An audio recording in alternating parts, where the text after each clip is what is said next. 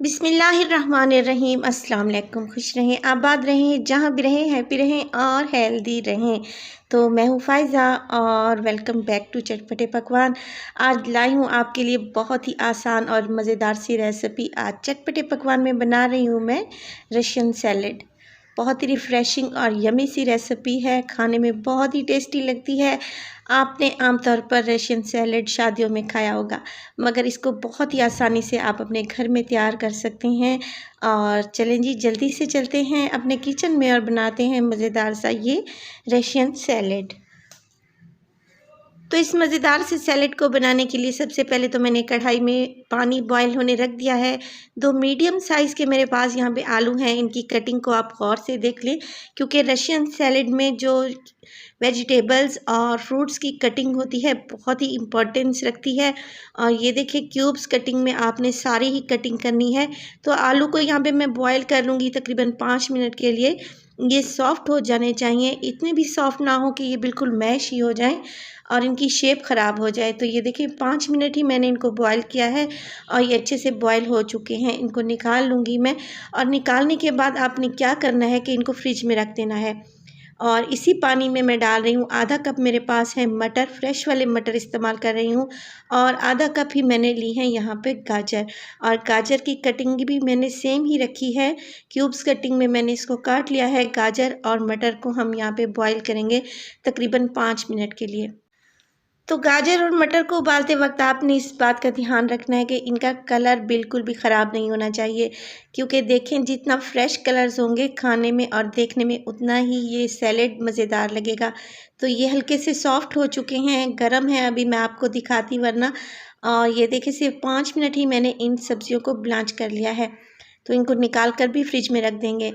तो एक बाउल में मैंने ले लिया है, यहाँ पे मेरे पास 2 अदद मीडियम साइज़ के सेब थे, जिन्हें मैंने क्यूब्स कटिंग में काट लिया है और इनका छिलका भी रिमूव नहीं किया। इसके साथ ही साथ हम इसमें डालेंगे, यहाँ पे मेरे पास हैं पाइन एप्पल के चंक्स। मैं टिन फ्रूट इस्तेमाल कर रही हूँ, टिन पैक वाला, और हाफ़ टिन मैं इस्तेमाल कर रही हूँ। तो ये शामिल कर देंगे। इसके अलावा इसमें जाएंगे बॉयल किए हुए आलू, जो मैंने बॉयल करके अच्छे से ठंडे होने के बाद इसमें शामिल कर दिए हैं। तो ये शामिल करने के बाद 1 कप के बराबर जो मेरे पास मटर और गाजर थे उनको भी डाल देंगे। देखें, माशाल्लाह से इनके कलर्स कितने खूबसूरत आए हैं। तो ये चीज़ें शामिल करने के बाद अब हम इसकी बना लेंगे एक सॉस। तो सॉस बनाने के लिए मैंने ले लिया है टेट्रा पैक की क्रीम। 200 ml की क्रीम थी, जिसमें से मैंने 100 ml इसमें डाला है, यानी कि हाफ़ पैक। और इसके बाद इसमें जाएगा मायोनीज़। तो मायोनीज़ तकरीबन 1 कप के बराबर इसमें शामिल करूँगी। और मैं इसको अंदाज़े से डाल रही हूँ, आप इसको कप से मेज़रमेंट करके डाल दें। इसके बाद इसमें जाएंगे स्पाइसेस। तो 1 टीस्पून है मेरे पास काली मिर्च का पाउडर और हाफ़ टी स्पून के करीब इसमें डालूँगी मैं नमक। तो नमक आप अपने टेस्ट के हिसाब से कम या ज़्यादा कर सकते हैं।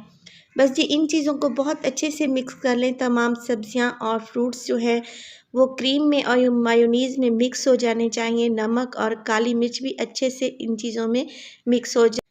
आप मेक श्योर करें कि जो क्रीम और मायोनीज़ हमने ली है वो बिल्कुल ठंडी हो और फ्रिज में रखी हुई हो, तो ये सैलेड तैयार होगा। तो बिल्कुल ठंडा इसको सर्व करेंगे। ये देखिए, अच्छे से ये मिक्स हो चुका है। वीडियो आपको अच्छी लग रही हो तो प्लीज़ लाइक करें और चटपटे पकवान को सब्सक्राइब भी कर लें। बहुत अच्छे से ये मिक्स हो चुका है। आप इसको सर्व करने से पहले फ्रिज में रख दें तकरीबन आधे घंटे के लिए, और बिल्कुल ठंडा होने के बाद इसको सर्व करें। बहुत ही यमी डिलीशियस क्रीमी सा ये सैलेड तैयार होता है, रशियन सैलेड। इसके बाद मेरे पास है यहाँ पे किशमिश। तकरीबन 3 से 4 टेबलस्पून मैं किशमिश ले रही हूँ। अच्छे से धोने के बाद मैं इसको गार्निश के तौर पर इस्तेमाल करूँगी। आप चाहें तो यहाँ पे बादाम भी इस्तेमाल कर सकते हैं। और ये देखिए, मज़ेदार सा हमारा रशियन सैलेड तैयार है। बहुत ही इजी तरीके से मैंने आपको बताया है। रेसिपी पसंद है तो प्लीज़ लाइक करें और अपने फैमिली और फ्रेंड्स में भी शेयर करें। इस रेसिपी को ट्राई करें और अपना फीडबैक देना हल्के से नहीं भूलिएगा। मुझे दीजिए इजाज़त। अल्लाह निगहबान।